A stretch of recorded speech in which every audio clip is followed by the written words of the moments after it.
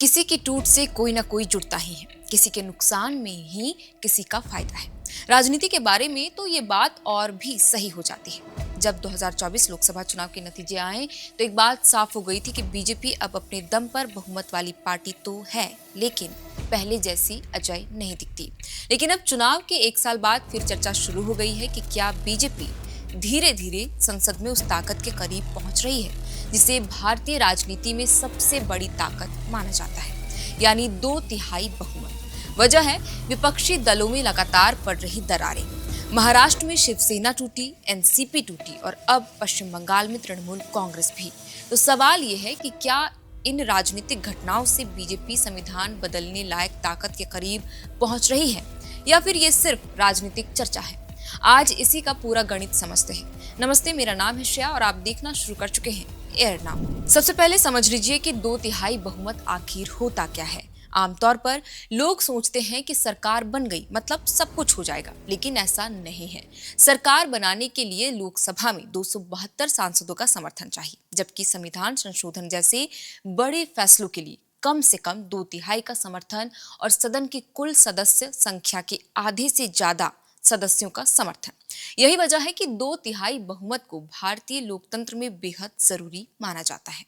अब लोकसभा का गणित देखते हैं। लोकसभा में कुल 543 सीटें हैं। अगर सभी सदस्य मौजूद हों तो 2/3 का आंकड़ा 362 के आसपास बैठता है। 2024 के चुनाव में बीजेपी को 240 सीटें मिली, यानी पार्टी अपने दम पर बहुमत से भी नीचे रह गई। लेकिन उसके सहयोगियों को जोड़ दे तो एनडीए करीब 293 सीटों तक पहुंच गया और सरकार बन गई। यानी सरकार के पास बहुमत तो है, लेकिन 2/3 बहुमत से अभी भी 69 सीटों की दूरी बनी हुई है। फिर सवाल उठता है कि आखिर ये चर्चा क्यों हो रही है। इसकी वजह है विपक्ष की कमजोर होती तस्वीर। महाराष्ट्र में शिवसेना का विभाजन हुआ, एकनाथ शिंदे का गुट सत्ता के साथ चला गया। उसके बाद एनसीपी में अजित पवार ने अलग रास्ता चुना। पश्चिम बंगाल का हाल तो हम देख ही रहे हैं कि तृणमूल कांग्रेस का क्या हश्र हुआ। इन घटनाओं ने ये धारणा बनाई है कि विपक्ष पहले जितना मजबूत और एकजुट नहीं रहा।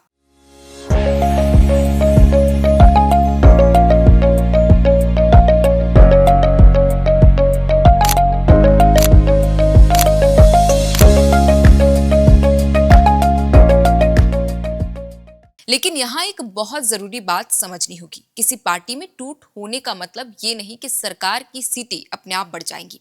भारत में दल बदल विरोधी कानून लागू है। अगर कोई सांसद पार्टी छोड़ता है तो उसकी सदस्यता पर फैसला स्पीकर करते हैं। कई मामलों में अदालत तक सुनवाई भी होती है। यानी हर राजनीतिक टूट सीधे संसद के आंकड़े नहीं बदलती। अब बात राज्यसभा की। यहीं पर तस्वीर और दिलचस्प हो जाती है। संविधान संशोधन के लिए सिर्फ लोकसभा में ताकत काफी नहीं होती, राज्यसभा में भी विशेष बहुमत चाहिए। राज्यसभा की अधिकतम सदस्य संख्या 245 है। यहाँ तो 2/3 का आंकड़ा करीब 164 होता है। एनडीए पिछले कुछ वर्षों में राज्यसभा में जरूर मजबूत हुआ है, लेकिन अभी भी वह इस संख्या से दूर है।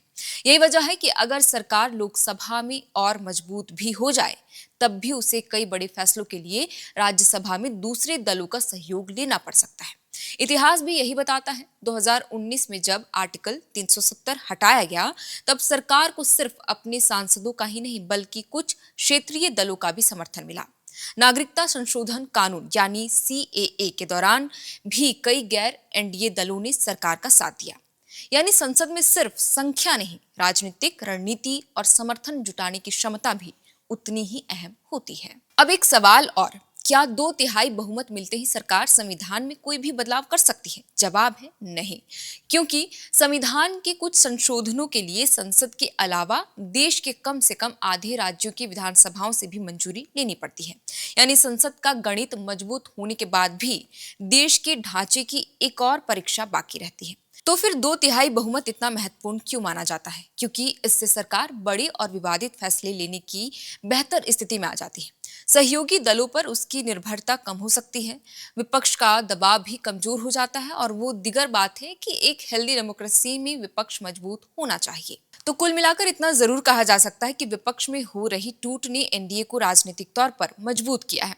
सरकार पहले के मुकाबले ज्यादा आत्मविश्वास में दिखाई देगी, लेकिन आंकड़े अभी भी साफ बताते हैं कि 2/3 बहुमत की मंजिल काफी दूर है। लोकसभा में कई दर्जन सीटों की कमी है और राज्यसभा में भी सरकार को अभी लंबा रास्ता तय करना है। इसीलिए अभी ये कहना कि बीजेपी संविधान बदलने लायक 2/3 ताकत के बिल्कुल करीब पहुंच गई है, जल्दबाजी होगी। हाँ, अगर आने वाले समय में उपचुनाव, राज्यसभा चुनाव और भविष्य के विधानसभा चुनाव के बाद राजनीतिक समीकरण बदलते हैं, विपक्ष में और टूट होती है या नए सहयोगी जुड़ते हैं, तब तस्वीर बदल सकती है। यानी इस पूरी बहस का निष्कर्ष बहुत सीधा है। राजनीतिक खबरें और टीवी की बहसें अक्सर माहौल बना देती है कि सत्ता अब अजय हो गई है, लेकिन लोकतंत्र सिर्फ माहौल से नहीं बल्कि नंबरों से भी चलता है। और नंबर फिलहाल यही कहते हैं कि एनडीए के पास सरकार चलाने का बहुमत है, लेकिन संविधान संशोधन जैसी ताकत हासिल करने के लिए अभी उसे संसद के भीतर और लंबी राजनीतिक दूरी तय करनी होगी। तो फिलहाल के लिए इस वीडियो में इतना ही। आप देख रहे थे एयरनाउ, हमारा नाम है शेरतन और कैमरे के पीछे मौजूद है अभिषेक और इस पूरे खबर को लिखा था हमारे साथी रोहित ने।